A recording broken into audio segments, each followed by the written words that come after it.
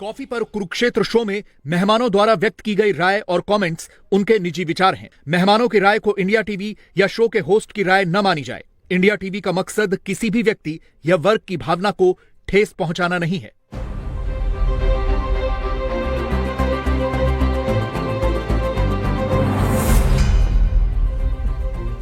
नमस्कार, बहुत स्वागत व्यूअर्स। आप देख रहे हैं आपका प्रोग्राम कॉफी पर कुरुक्षेत्र। मैं हूं सौरभ शर्मा आपके साथ। आज कोई भूमिका नहीं, सीधा सवाल है, राहुल गांधी जी को क्या हुआ है।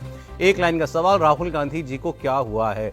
डायग्नोसिस भी और यहीं पर दवा भी आज लिखी जाएगी आपके प्रोग्राम में। प्रदीप सिंह जी हमारे साथ आ चुके हैं। सर बहुत स्वागत आपका। दीपक चौरसिया जी हमारे साथ हैं। सर बहुत स्वागत आपका। और हमारे पॉलिटिकल एडिटर देवेंद्र पराशर जी हमारे साथ हैं। मैंने सर एक प्रोग्राम में इनको कहा था असाध्य बीमारियों के डॉक्टर। तो लोगों ने बड़ा पसंद किया, तो आप इनको डॉक्टर साहब ही बोला कीजिए। आज डॉक्टर साहब बताएंगे राहुल गांधी जी को क्या हुआ है, राहुल गांधी जी के साथ मतलब क्या सलाह दें राहुल गांधी जी को। नहीं सर, मैटर बड़ा सीरियस है। अब राहुल गांधी जो आज बोल गए, आप सीरियस मानते हैं सर? अब तो आज तो सीरियस था, आज तो जो बोला वो सीरियस है। थोड़ी सी इसकी पृष्ठभूमि, आज कांग्रेस पार्टी को नया दफ्तर मिला है, नया मुख्यालय मिला है। वहां पर राहुल गांधी बोल रहे थे, पहला दिन नई नई इमारत, अच्छी बात करो, शुभ बोलो। राहुल गांधी ने क्या कहा? उनका दरअसल अंदर गुस्सा जो वो बोलना, आज जो सोच के आए थे मैं बोलूंगा, वो सोच के आए थे मैं मोहन भागवत पे बोलूंगा, और बोले भी। मोहन भागवत ने कहा था कि भाई राम मंदिर को जब प्राण प्रतिष्ठा हुई, वो सही मायनों में हमारी आजादी के प्रतिष्ठापन का दिन है, ऐसा उन्होंने कुछ बोला था। उस पर वो नाराज थे कि इन्होंने ऐसा कह दिया, इन पर तो मुकदमा चलना चाहिए, किसी और देश में होते तो देशद्रोह का मुकदमा हो जाता, ऐसी बातें वो कह रहे थे। और फिर उसके बाद उन्होंने वो कहा जिससे जो कंट्रोवर्सी वो बनाना चाह रहे थे वो तो बनी नहीं, खुद कंट्रोवर्सी बन गए।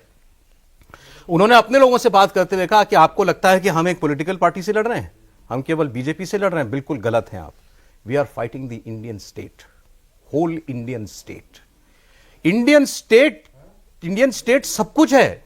इंडियन स्टेट भारत की सरकार है, भारत की सरकार के सारे अंग हैं, भारत की सारे भारत की रक्षा करने वाले जितने अंग हैं, सारी सशस्त्र सेनाएं हैं, सब मिलाकर के इंडियन स्टेट है। इंडिया की judiciary, everything combines and makes Indian state. और राहुल गांधी ने कहा we are fighting the Indian state. अब एक छोटी सी आपको एक, क्योंकि अब ये इंडियन, अब बहस में देख रहा था ये चल रही है, नहीं राहुल गांधी ने ऐसा नहीं कहा, उनको मतलब कुछ और था। इंडियन स्टेट या फाइटिंग इंडियन स्टेट, ये कहाँ इस्तेमाल होता है ये आपको जानना चाहिए।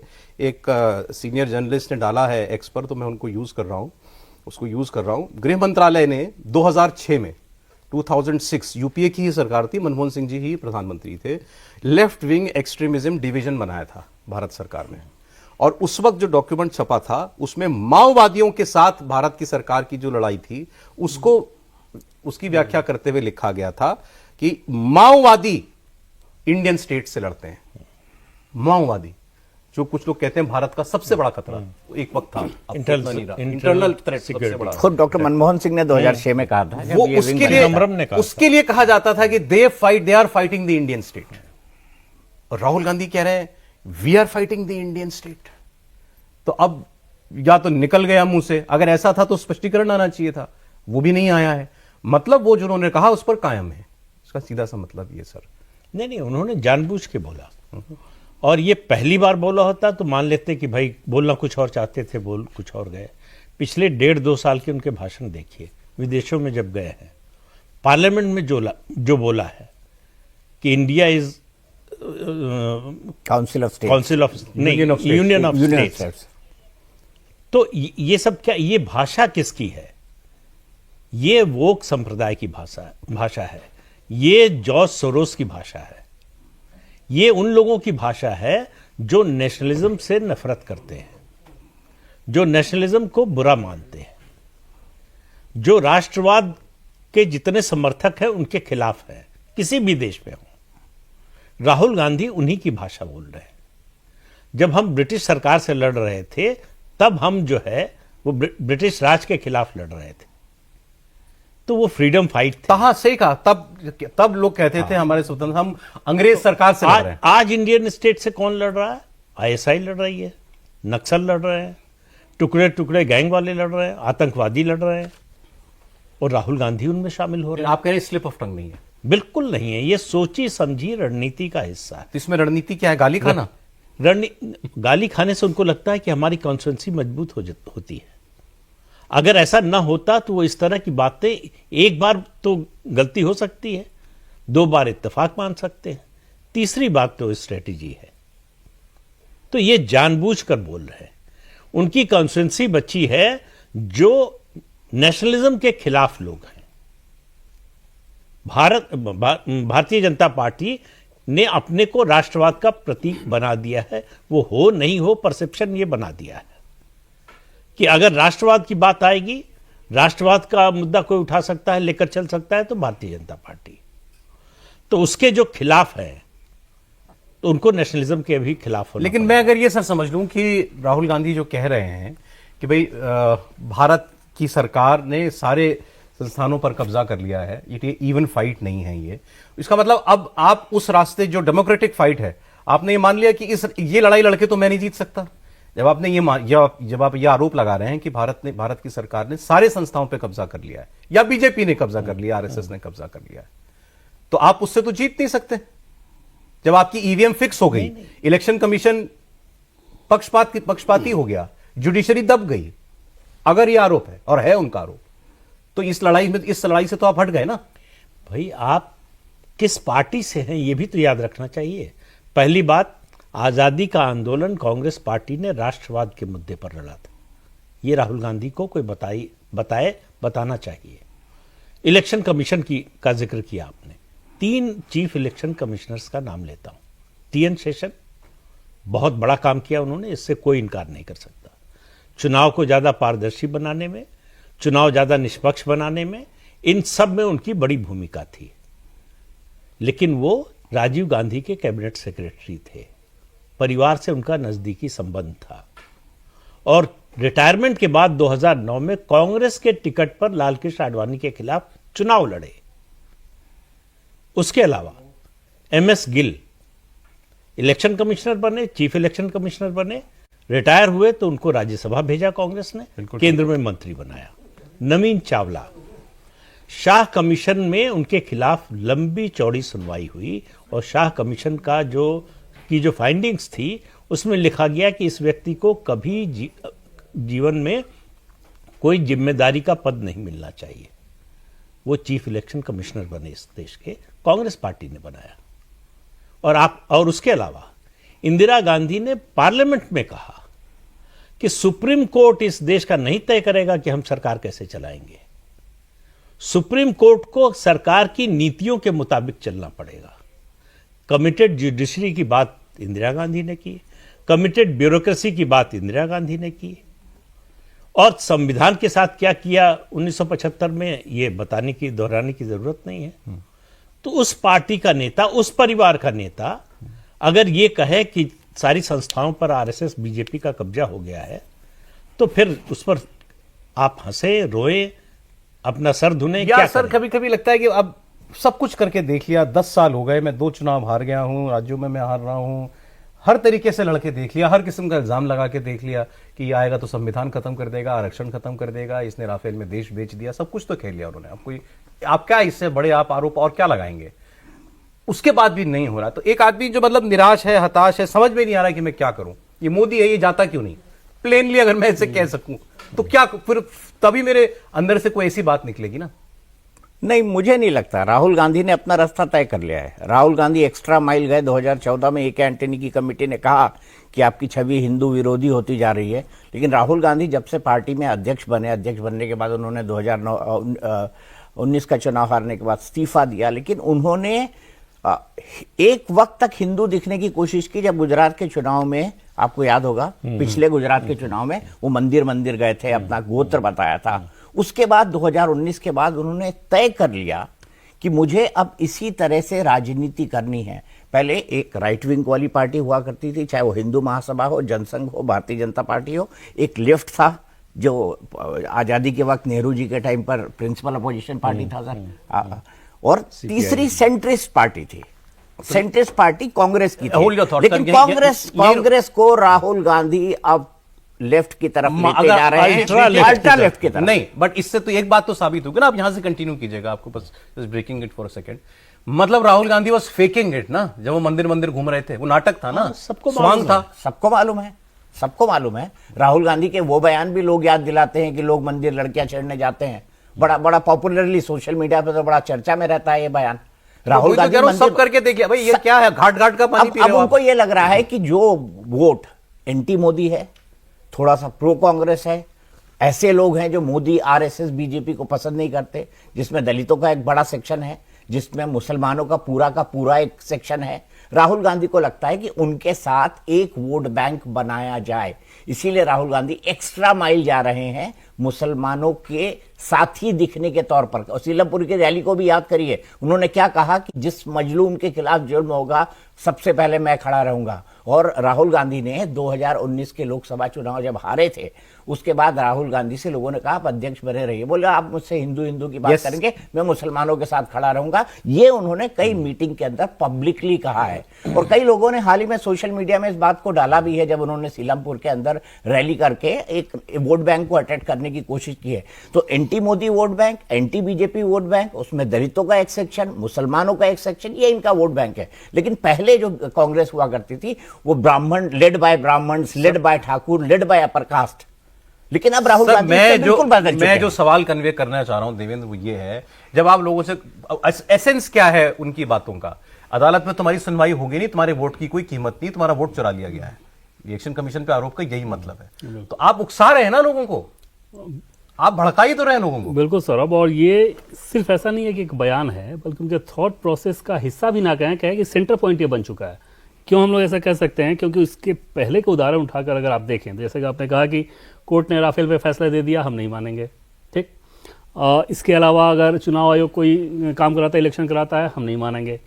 कश्मीर से धारा 370 हटाई, देश की पार्लियामेंट ने हटाया, देश का हर व्यक्ति खुश है। देश का व्यक्ति छोड़िए, G20 की वहाँ मीटिंग हो रही है, जितने फॉरेन डेलीगेट आ रहे हैं वो खुश हैं, यूरोप से प्रतिनिधिमंडल आया वो खुश है, हम नहीं मानेंगे। हम ये कह रहे हैं कि कश्मीर की हालत बहुत खराब, क्योंकि इंडिया के इंटरेस्ट में है। सेना अगर सर्जिकल स्ट्राइक कर रही है तो सेना पे सवाल खड़े करना। ऐसे आपको अनेक उदाहरण दिखेंगे जिसमें सीधे ये समझ में आता है कि राहुल गांधी को इंडिया एज ए स्टेट, वो इस जो मौजूदा स्थिति है इससे एकदम से ऐतराज है। जैसे इकॉनमी कोई बहुत अच्छी खबर हो, उस पर उस तरह की आलोचना करना, विदेशों में भारत की अगर धमक हो उस पर उसकी आलोचना करना, तो वहां पर, और वो भी विदेश में जाके करना। आप उनको ये बेनिफिट ऑफ डाउट देने के लिए तैयार है कि वो शायद जब वो इंडियन स्टेट कहते हैं तो he is equating it with Modi, हर चीज का मतलब मोदी। उन्होंने ये मान लिया, वो एकदम इतने ऑब्सेस्ड हो चुके हैं तो और विरोध करने में। कि आप इंडियन स्टेट को किसी प्राइम मिनिस्टर, किसी पार्टी, किसी सरकार से उसकी बराबरी करें या तुलना करें, ये वो माइंडसेट है, Indira is India, India is Indira. उनके दिमाग में वही है, इतना ऑब्सेशन, ऑब्सेशन है। हाँ, मीडिया किस तरह से आलोचना करते हैं वो, कि हो सकता है ना कि मीडिया के कुछ लोग आपकी पॉलिसी से समर्थक हो, कुछ ना हो। यूपीए गवर्नमेंट में भी होता था, मोदी गवर्नमेंट में भी ऐसा हो सकता है, लेकिन उसके आधार पे पूरी मीडिया फ्रेटर्निटी को दुश्मन बना लेना, इलेक्शन कमीशन, कोर्ट, मतलब कोई ऐसी चीज नहीं, है। उनको कुल मिलाकर 20 साल की राजनीति में ये समझ में आया है कि एक वोट बैंक है मुसलमान, जो बीजेपी के साथ कभी नहीं जाएगा। लेकिन वो वोट बैंक पूरी तरह से कांग्रेस के साथ नहीं है।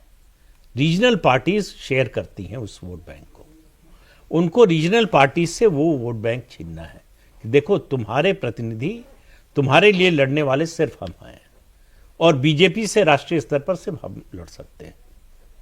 तो हम हारें या जीतें इसकी परवाह मत करो, हमारा साथ दो। जो दिल्ली में हो रहा है इसी उद्देश्य से हो रहा है। वो इस दिल्ली के चुनाव से साबित करना चाहते हैं कि हम बीजेपी को हराने की हालत में नहीं है, फिर भी दिल्ली का मुसलमान हमारे साथ है। और आप देखिए कि अगर दिल्ली में ऐसा हुआ, मुस्लिम वोट कांग्रेस पार्टी को मिला, तो पहली कैजुअलिटी होगी उत्तर प्रदेश का जो गठबंधन है सपा के साथ, जो कांग्रेस का है। कांग्रेस पार्टी और खासतौर से राहुल गांधी, दोनों में कोई अंतर नहीं है, वो मुस्लिम वोट बैंक को कंसोलिडेट करके अपने साथ रखना चाहते हैं। और राहुल गांधी ने जो बात कही है, मुझे तो पता नहीं तुलना करनी चाहिए कि नहीं, याद आता है जिन्ना का बयान कि मुझे या तो डिवाइडेड इंडिया चाहिए या डिस्ट्रॉयड इंडिया चाहिए। I will be the prime minister of either divided India और डिस्ट्रॉयड इंडिया, ऐसा कुछ बोला था।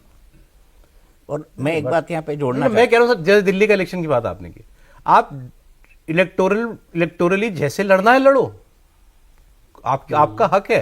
आप सिर्फ मुसलमानों की पार्टी भी हो तो भी कोई बुराई नहीं है, वो हिंदुस्तान का नागरिक है, आप उनकी नुमाइंदगी करना चाहते हो, फेयर इनफ।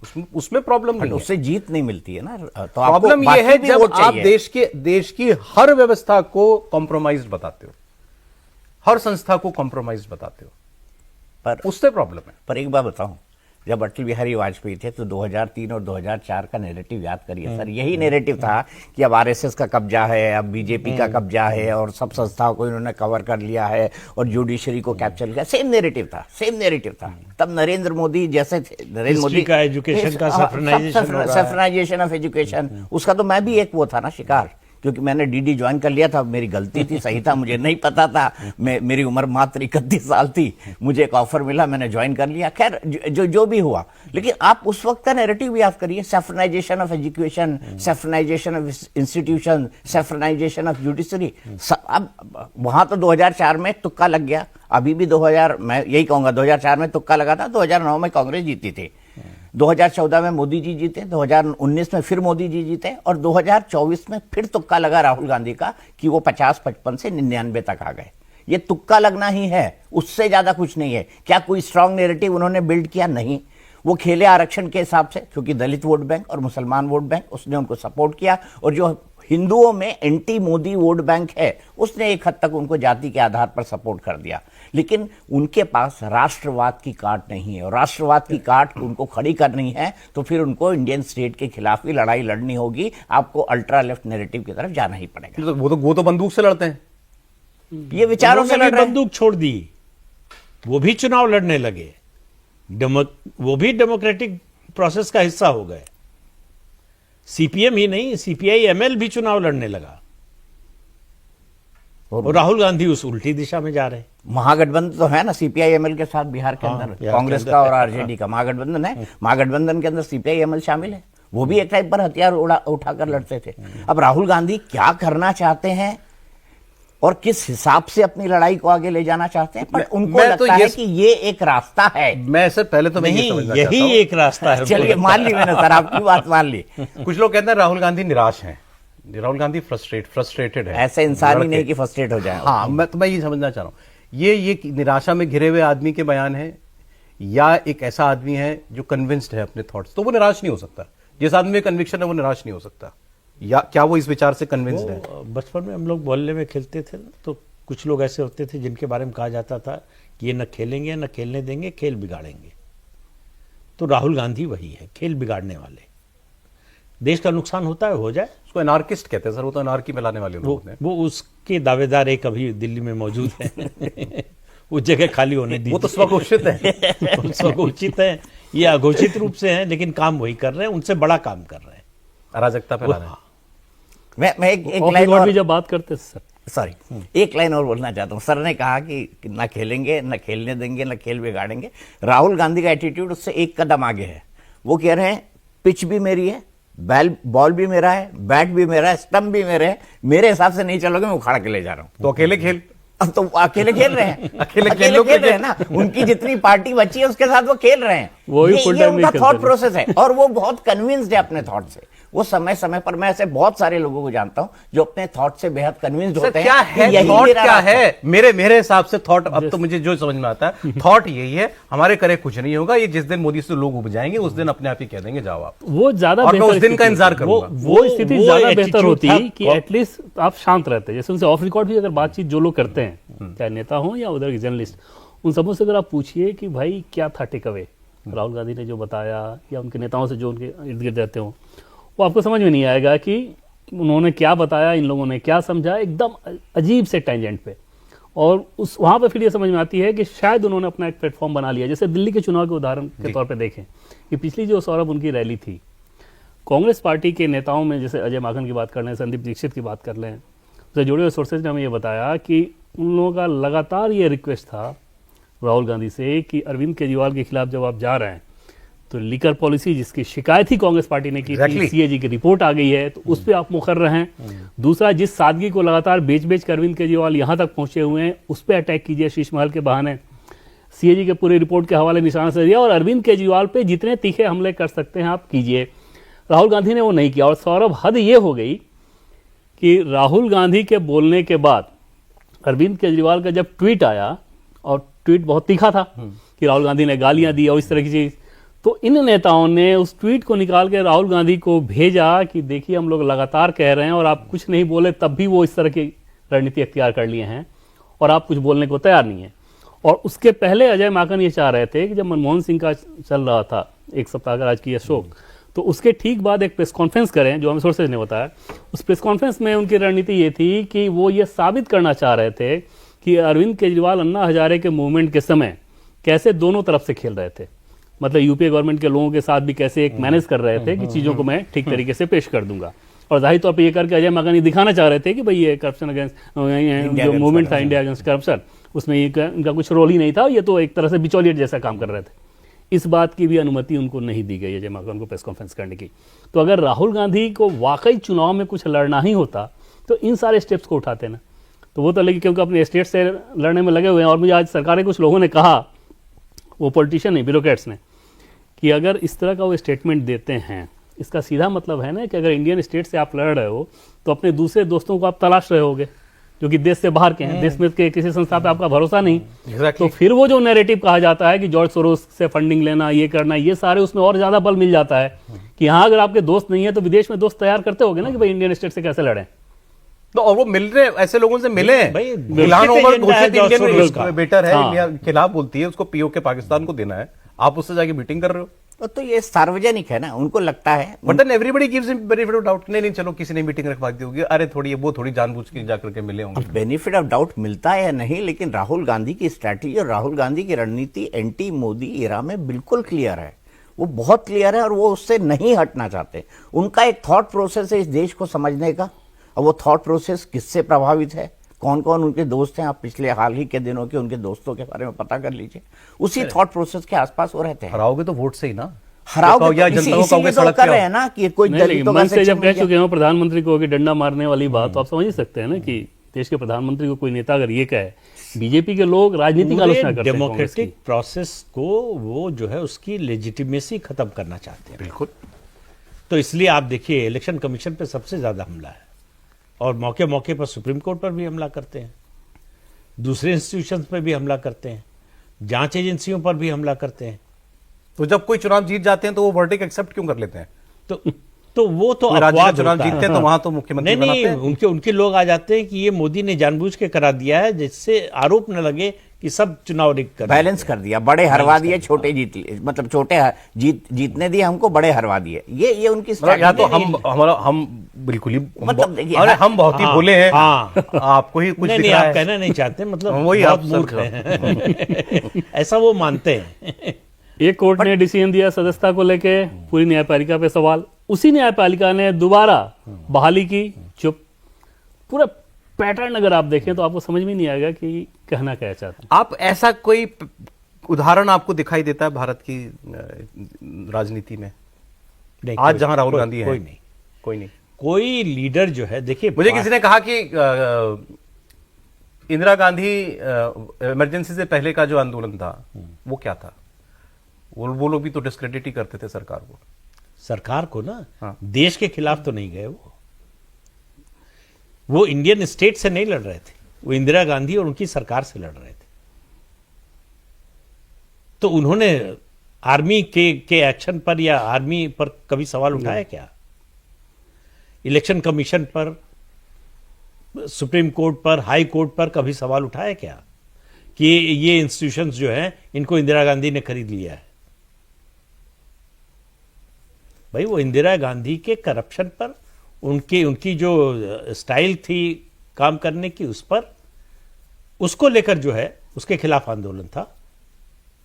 और डेमोक्रेसी में इस तरह के आंदोलन होते रहते हैं, होते हैं। और एक बात मैं कहना चाहता हूं, जैसे हरियाणा, जिस तरह का माहौल हरियाणा चुनाव के पहले बना हुआ था, उसमें पंजाब में किसानों का आंदोलन चल रहा था। भूपेंद्र सिंह हुड्डा और कांग्रेस इस बात की पूरी तैयारी कर चुके थे कि हरियाणा को खोल देना है और उन किसानों को दिल्ली भेज देना है। गलती से अगर कांग्रेस जीत चुकी होती तो दिल्ली चारों तरफ से घिरी होती, किसान लोग उसको घेर चुके होते। ये भी एक स्कीम ऑफ थिंग्स है कि सरकार के खिलाफ किस तरह के आंदोलन। आप देखिए किसान आंदोलन, मैं उसकी लेजिटिमेसी में नहीं जाना चाहता, कितना सही था कितना गलत था, लेकिन वो उसी तरह का छापामार युद्ध था। मैं माफ कीजिएगा, मैं अन्ना आंदोलन को भी छापामार युद्ध कहूंगा क्योंकि वो आंदोलन वाले कहाँ गए और बाकी लोग कहाँ गए और उन्होंने क्या क्या किया और वो कैसे कैसे बदले। मैं तो इसका आई विटनेस रहा हूं। नहीं, मैंने वो उस आंदोलन किसान को भी देखा है। मेरा तो मानना है कि उसको तो मैं तो तथाकथित किसान आंदोलन कहता हूं, क्योंकि किसानों का उससे कोई लेना लेकिन देना सर वो वही नहीं। लाइन थी ना। पंजाब के देखिए, उसका पूरा उद्देश्य था जो 26 जनवरी को हुआ कि इतनी एनार्की कर दो कि पुलिस को गोली चलाना पड़े। और वो उस दिन मोदी अमित शाह ने नहीं किया। नहीं वो यही इसी को उसमें मैं कह रहा दिल्ली हूं। पुलिस इसी के प्रोग्राम में तो आपने किसी ने मुझे बताया था दिल्ली पुलिस के एक अधिकारी ने हाँ आपने फोन करके कहा एग्जैक्टली कि हमारी जिंदगी की कोई कीमत नहीं है, हम मरने के लिए हैं क्या। ऑर्डर यह है कि गोली नहीं चलेगी। हाँ, तो ऑर्डर ये था कि किसी भी हालत में कोई भी प्रोवोकेशन हो गोली नहीं चलेगी। लेकिन उस टाइम आप याद कीजिए, अन्ना आंदोलन से सबक लेने के बाद बाबा रामदेव का एक आंदोलन हुआ था। रातों रात बाबा रामदेव को जो है रामलीला में तो सर उसका मैं witness कह रहा हूं, हूं। आप मैं- कानून के एम्बिट में जो कर चाहते हो करो ना। लेकिन आपको लगता है, उनको लगता है कि ये भी एक रास्ता है, यानी एक किसान आंदोलन खड़ा कर देना और उसके आसपास अपनी अरे राजनीति तो आप करना, ये भी एक मैं कह रास्ता रहा हूं है। फिर उस पे भी रहो। अगर रहना ही है तो रहो तो उस पे। आप जाओ डल्लेवाल जी से मिलने के लिए, किसने रोका है? वहां गए वहां राहुल गांधी एक बार भी नहीं गए। मैंने सच में भी सोचा कि सुप्रीम कोर्ट चिंता कर रहा, वो बहुत गंभीर विषय है, भगवान उनको सलामत रखे। राहुल गांधी को जाके मिलना चाहिए। अगर आपको करनी है किसानों की राजनीति तो जाओ मिलो। राहुल गांधी आम लोगों के पास इस तरह से नहीं जाते हैं। और आपके हरियाणा के नेताओं ने कहना शुरू किया कि यहाँ ईवीएम में गड़बड़ हुई है, आप ही भूल गए। उठाते फिर उस इशू को। उस वक्त सुना था मैंने, कांग्रेस के लोग कह रहे थे हम अदालत जाएंगे। कौन अदालत गया? और कुछ नहीं तो सौरभ यही करते हैं ना कि अपनी पार्टी के ही जो नेता हैं ईवीएम को लेकर जो बोल रहे हैं उनसे ही बुला के मिल लेते। जैसे मान लीजिए कार्ति चिदम्बरम ने कुछ कहा, मिला के एक बार पूछते तो कि भाई या तो मेरी बात समझ लो या अपनी समझा दो हमें। तो वो पैटर्न नजर नहीं आता। पैटर्न बस वही नजर आता है कि ऑब्सेशन इतना ज्यादा है नरेंद्र मोदी को लेकर, वो समझ में नहीं आता। आपने अगर कोई कॉन्स्पिरेसी बुनी है अपने दिमाग में, एटलीस्ट स्टिक टू इट। ये सोचिए ना कि अगर हाउस खत्म होता है, और हमेशा ये रहा है कि सत्ता पक्ष और विपक्ष में ज्यादातर गर्माहट रही है, लेकिन सेशन जब खत्म होता है तो स्पीकर के चेंबर में आप जाते हैं कट सीट टी पार्टी के लिए। वो उस तक का अगर आप बहिष्कार कर रहे हो, उसमें भी नहीं जा रहे हो, तो उसके बाद क्या ही बच जाता है? स्पीकर पे इस पर आरोप, उधर वाइस उपराष्ट्रपति प्रियंका गांधी तो अमित शाह से मुलाकात करती हैं। हाँ, वो केरल के डेलीगेशन के तौर पे, हालांकि उस मुलाकात में भी, हाँ बिल्कुल। और उसी रूप में राजनीति, मैं आपको एक दिलचस्प बताऊं कि एक बार हाउस में ऐसा हुआ कि बीजेपी के लोगों ने कांग्रेस पे अटैक किया ये कह के, उसमें कुछ नारेबाजी ऐसी आई कि ओवैसी की बी पार्टी है कांग्रेस पार्टी। अमित शाह बैठे हुए थे उस समय हाउस में, उन्होंने तुरंत पीछे घूम के उस मंत्री को रोका कि कैसी बात कर रहे हैं आप। और बाद में जब उन्होंने पूछा मंत्री से कि आखिर ऐसा क्या हुआ, तो बोले उनका ये कहना था कि भाई एक पॉलिटिकल पार्टी है, पॉलिटिकल अंदाज में बात करनी चाहिए। क्या मतलब है कि कांग्रेस पार्टी को आप ऐसा बोलें? इस तरह से उस गरिमा का ख्याल रखा जा रहा है वहाँ से। दूसरी तरफ आप क्या करते हैं, तू तड़ाक, डंडे, गाली। और अब मामला अगर इंडियन स्टेट पे आ गया हो, और जैसे कि मैंने पहले कहा सौरभ कि आज मेरे जितने लोगों से बात हो रही थी वो सब कह रहे थे कि आज जो उन्होंने कहा है वो तो ऑलरेडी कर रहे हैं, और इस मामले में उनको ईमानदारी का सर्टिफिकेट देना चाहिए कि जो कर रहे हैं वो कह भी रहे हैं। उन्होंने कह भी दिया। आज इसी तौर नहीं, पे आप देखिए, जेपी इस नड्डा तरह ने की लिखा चीजें हो रही है। हाँ। कोई बयान आता है, तमिलनाडु असेंबली का भी सेशन हुआ। हर राज्य में सेशन, और केंद्र में लोकसभा राज्यसभा का सेशन होता है तो राष्ट्रगान से शुरू होता है। तमिलनाडु असेंबली में एमके स्टालिन ने नहीं होने दिया, गवर्नर ने उसका बाइकआउट कर दिया। तो राहुल गांधी उस मुद्दे पर कहां खड़े हैं? कुछ बोला क्या उन्होंने? तो उनके सामने सिर्फ मोदी हेट के अलावा कोई एजेंडा नहीं है। वो जो आपने शुरू में बात कहा कि ये जाता क्यों नहीं, वही उनके मन में हर समय जो है उबलता रहता है कि क्या ऐसा कर दूं। मोदी के पास आइडिया भी है, मोदी को पास लोकप्रियता भी है, मोदी के पास अपनी पार्टी का कैडर भी है, मोदी के पास आरएसएस भी है। नहीं, आप बनाओ। इन सबसे बड़ी चीज है धैर्य। भारत में कोई पॉलिटिशियन नहीं हुआ 24 साल से जिसके खिलाफ कैंपेन चल रहा हो, गाली दी जा रही हो। 2004 से 2014 के बीच में स्टेट पावर का जितना दुरुपयोग हो सकता है सब हुआ मोदी के खिलाफ। कोई कोर कसर उठाकर नहीं रखी केंद्र सरकार ने कि किसी तरह से मोदी को जेल भेज दे। ये एक सिटिंग मुख्यमंत्री को बुला के 12 घंटा आप पूछताछ कर रहे हो। उन्होंने तो विवाद प्रलाप नहीं किया कि हाँ मेरे साथ क्या किया जा रहा है, पूरा सपोर्ट किया। उस बैठक में ये तक हुआ था कि ऑफिसर ने पूछा कि ब्रेक चाहिए, उन्होंने बोला कि मुझे अपने लिए ब्रेक नहीं चाहिए, आप लोग अपना देख लीजिए। और ना कार्यकर्ता लेके गए थे। हाँ, कोई प्रोटेस्ट नहीं, कुछ नहीं। एसआईटी के दफ्तर उसके आसपास भी कई किलोमीटर में कोई कार्यकर्ता नहीं था। मैंने तो आज जैसी पुराने वीडियो आते रहते हैं सोशल मीडिया पर, तो एक मोदी जी का वीडियो आया था, वो जब यहाँ दिल्ली में एक कमरे में रहते थे, किसी सांसद के घर में शायद रहते थे, बलवंत राय मेहता लेन। वो मतलब मैं सिर्फ वो स्ट्राइकिंग इसलिए था कि भाई आज से 20-25 साल पुरानी तो बात है ये आदमी क्या था, कुछ भी नहीं, पार्टी का एक कार्यकर्ता, बट बहुत ग्राउंडेड थे। उनके नॉलेज का लेवल, उनके समझ का लेवल, डिप्लोमेसी पे उनकी समझ, इतना घूम चुके थे दुनिया में। आप देखिए दुनिया के किसी भी देश में आप चले जाइए, मोदी जी जनरल सेक्रेटरी और स्टेट में, जब गुजरात जैसे स्टेट को वो संभाल रहे थे as a organisation general secretary के बीच में, तो ब्रेक ले लेके दुनिया के हर देश में जाया करते थे, बीजेपी के डेलीगेशंस में भी जाते थे।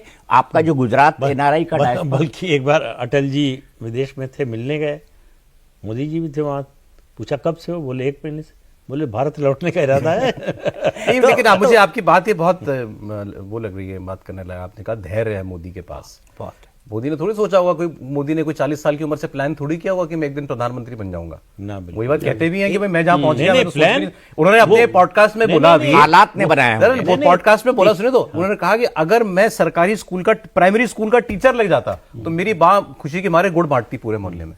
मतलब मैं ऐसे बैकग्राउंड से हूं। 3 संतों के पास गए कि मुझे दीक्षा लेनी है, संन्यास ग्रहण करना, तीनों ने मना कर दिया कि आप किसी और काम के लिए बने। नहीं तो, तो राजनीति का अगर इरादा होता तो संन्यास लेने के नहीं, बट आप, मोदी के पास पेशेंस है, धैर्य है। राहुल अधीर हैं, बिल्कुल अधीर आदमी के बयान नहीं है। एक भाई अधीर मैं शब्द कुछ थोड़ा करना हल्का- चाहता हूं लेकिन कैसे हल्का करूं मुझे पड़ता है। समझ में नहीं आ रहा और मुझे अभी करना है, तो मुझ पर हावी होगा ना वो काम। नहीं, अभी नहीं करना है, अपने मन के मुताबिक करना है, किसी की सुनना नहीं है, किसी से सलाह नहीं लेना है। उनकी पार्टी में मुझे नहीं लगता कोई ऐसा होगा जो कहे कि मैंने ये सलाह दी उनको, जो है उन्होंने मान ली या उन्होंने सुन लिया। मान तो बात की बात है, कोई सीनियर लीडर भी ऐसा नहीं है। अरे वो तो जब पार्लियामेंट में आते हैं तो उनके जाने के तरीके, सब अगल बगल लोगों से इंटरेक्शन देखिए तो थोड़ी हैरानी होती है कि ये क्या है। हाउस में जब बैठे होते हैं तो हैरानी होती है, जो उनका रिएक्शन या रिफ्लेक्सेस होते हैं जो कि एक नेता के लिए बड़े ज़रूरी होते हैं, उस पर हैरानी होती है। और इसमें कई सारी चीज़ें, अपने लोगों के साथ कैसा कंडक्ट है, वही कह रहा हूँ कि एकदम हैरानी होती है। जो 2-3 लोग हैं और उसमें भी अचानक गाड़ी से निकलेंगे, उनको ऐसा समझ में आता है कि शायद उनको पता ही नहीं कि मेरा ऑफिस किधर है, एक किस्सा सुना किधर कैसे आगे बढ़ जाए, फिर वो लोग कुछ बताना शुरू करते हैं। एक मिनट ये कंप्लीट कर लें दीपक। तो जैसे गाड़ी से उतरे और उसके बाद फिर उसमें हाउस में जाना हो तो एकदम ऐसा लगता है कि बहते हुए जा रहे हो। कुछ लोग हैं जो कि 2-3-4 लोग हैं, 2-3 सहयोगी और 2-3 नेता, बस उन्हीं के साथ इर्द गिर्द घूमते हुए। कभी ये नहीं नजर आएगा कि हाँ कोई बहुत गहन विचार विमर्श चल रहा हो, अपोजिशन के नेताओं से बातचीत चल रही हो, कुछ गहरी ऑफ रिकॉर्ड मिलना। मान लीजिए चलिए ऑन रिकॉर्ड आप बहुत नहीं आते हो, जबकि विपक्ष में रहने के बाद, जैसे सत्ता पक्ष में अगर आप रहें और मीडिया को अवॉइड करें तो आपकी रणनीति होती है कि आप चुपते हुए सवाल नहीं बोलना चाहते हो। लेकिन आप पोजीशन में हो तो आपको तो हमेशा ही 24 आवर्स प्रस्तुत रहना चाहिए कि हमें जैसे भी जितना स्पेस मिल जाए। ऑफ रिकॉर्ड तक वैसे कोई करके अभी कोई नैरेटिव नहीं देते, कुछ बताते नहीं। प्रेस कॉन्फ्रेंस में कैसी तस्वीर पेश करते हैं सबने देखा ही है कि जो आपके बिट के रिपोर्टर हों, जो 15-20 साल से कांग्रेस पार्टी कवर कर रहे हो, उनसे भिड़ना शुरू कर देते, उनको बीजेपी का एजेंट बताना शुरू कर देते। अपनी पार्टी के सीनियर लीडर्स से इंटरेक्शन, जिसको सर ने कहा कि कोई सलाह मशवरा किसी टाइप का, बिल्कुल नहीं, और ब्रेनस्टॉर्मिंग बिल्कुल नहीं। और ज्यादातर लोगों से अगर पूछिए तो उसमें यह समझ में आएगा कि दबी जुबान में वो नेता भी अपनी निराशा ही बताते हैं और एक तरह से यही मान लेते हैं कि जो हाल है वो इनके चलते ही है। जैसे मैंने दिल्ली का उदाहरण दिया ना आपने, अब सोचिए कि अजय माकन को कैसा लग रहा होगा, संदीप दीक्षित को कैसा लग रहा होगा, जिसकी मां को शीला दीक्षित, जिसके मुख्यमंत्री रहते हुए कांग्रेस पार्टी ने इतनी शानदार सफलता अर्जित की, उसको वो जेल भेजने की बात कर रहे थे, उनके खिलाफ करप्शन का मामला और एक शब्द आप नहीं बोल रहे हो, और वो चुनाव में लड़ रहे हैं उनके खिलाफ, तो उससे कितना रिस्पेक्ट आप कमांड कर रहे होंगे। हाँ सर, एक किस्सा सुना रहे थे। मैं किस्सा सुनाता हूँ। एक कैमरामैन, हमारा साथी कैमरामैन, ये मैं आपको 2007 या 8 की बात बता रहा हूँ। राहुल गांधी UPA 1 UPA 2 मतलब जलवा था, राजकुमार थे। सो उनके साथ कैमरे भी बहुत जाते थे। कई आप लोगों का बिहेवियर राजकुमार जैसे ही होता था, मतलब हाँ, दिखता था कि यार ये हमेशा ही इज बीइंग भट्टा परसोल में उनके साथ अभी भी कई लगता लोग है। घुस इतनी हार के बाद भी, हाँ, इतनी हार के बाद भी। अपना एक व्यक्तिगत, पहले मैं ये बात खत्म कर दूं, तो वो कैमरामैन 4-5 दिन से उनके साथ घूम रहा था। आखिरी दिन वो चौपर में घुसे, चौथे दिन, और उन्होंने कैमरामैन से पूछा आप कौन? गई भैंस पानी में। चौपर में क्या मतलब ये 4 दिन से घूम रहा था, 4 दिन से उनके साथ घूम रहा था, और उन्होंने चौथे दिन ये पूछा कि आप कौन?